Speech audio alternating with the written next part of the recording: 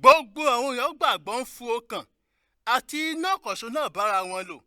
Ó ní kò sì sọ pé rí ìhun ní tòun jẹ́ tòun tẹ́, àmọ́ wọ́n ń pín gbogbo ohun yé wọn ní. Àwọn àpọ́stólì sì ń fo agbára lílá jẹ́rìí sí ìjídìde Olúwa Jésù. Ọ̀pọ̀ oore ọ̀fẹ́ Ọlọ́run sì wérí fún gbogbo wọn.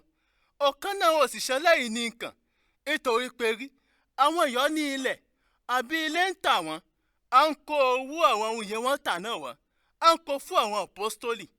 Àwọn àpọ́stólì sì ń pín owó náà àárín gbogbo wọn. Oníkálùkù sì ń gba ohun yọ nílò. Ẹran sì rí ọkùnrin kan, ìyá ń pè é Jósẹ́fù ní ilẹ̀ kan. Ọkùnrin náà sì jẹ́ ẹ̀yà Léfì. Ọmọ bíbí ibi kan yí omi yíká, ìyá ń pè é Ṣípúrù. Àwọn àpọ́stólì sì fún yí orúkọ Bánábà, ìyó túmọ̀ sí oníyè mọ́nìyó kan le. Ọ̀tá ilẹ̀ rẹ̀, a kó owó rẹ̀ wá, a kó fún àwọn àpọ́stólì. Àmọ́ ọkùnrin kan, ìyá ń pè é Anania pẹ̀lú ìyàwó rẹ̀ Sàfírà ta ilẹ̀ wọn.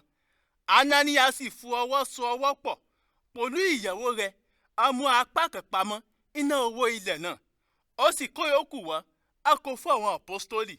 Pétérù sì sọ fún pé rí Anania, kó di ọjọ́ fún èso gbé ẹwọ̀ tó ẹ̀rẹ̀, ó sì ṣèdé fún ẹ̀mí mímọ́. Ipa mímú apá kan pamọ́ iná owó ilẹ̀ rẹ̀ fúnra rẹ̀.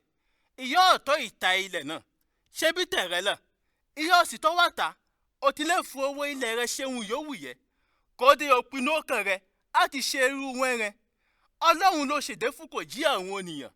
Ìgbà yí Anania gbọ́ àwọn ọ̀rọ̀ náà, ó sì ṣubú ọkú. Ọjọ́ sì ṣe gbogbo àwọn èèyàn gbọ́ ìṣẹ̀lẹ̀ náà gan. Àwọn ọ̀dọ́ sì wá wí òkú náà, á gbé lọ àti lọ sí. Ẹ̀yìn kan pé wákàtí mẹ́ta ẹ̀rìn, Sàfírà ìyàwó Anania sì wọlé, kò sì mọ ohun yóò ṣẹlẹ̀. Pétérù sì béèrè ọ̀fù pé rí sọ mi, ṣé iye owó yẹn lẹ ta ilẹ̀ yín? Ó sì dá Pétérù wọn sọ fún pé rí iye owó yẹn náà. Pétérù sì sọ fún pé rí kó dé ìwẹ̀ àti ọkọ rẹ̀ sì fọwọ́ so ọwọ́ pọ̀ láti dán ẹ̀mí Olúwa Ọlọ́run wò. Gbọ́, àwọn yóò lọ sí òkú ọkọ rẹ̀ wẹnu ọ̀nà, wọ́n sì gbéwẹ̀ náà lọ. Ojú ẹsẹ̀ Sàfírà sì ṣubú ọkú ẹ̀gbẹ́ ẹsẹ̀ Pétérù. Ìyí àwọn ọ̀dọ́ wọlé, wọ́n rí i pé ó ti kú, wọ́n sì gbé lọ á sí sí ẹ̀gbẹ́ ọkọ rẹ̀. Ọjọ́ sì ṣe gbogbo àwọn àpéjọpọ̀ àwọn onígbàgbọ́ àti gbogbo àwọn èèyàn gbọ́ ìṣẹ̀lẹ̀ náà gan.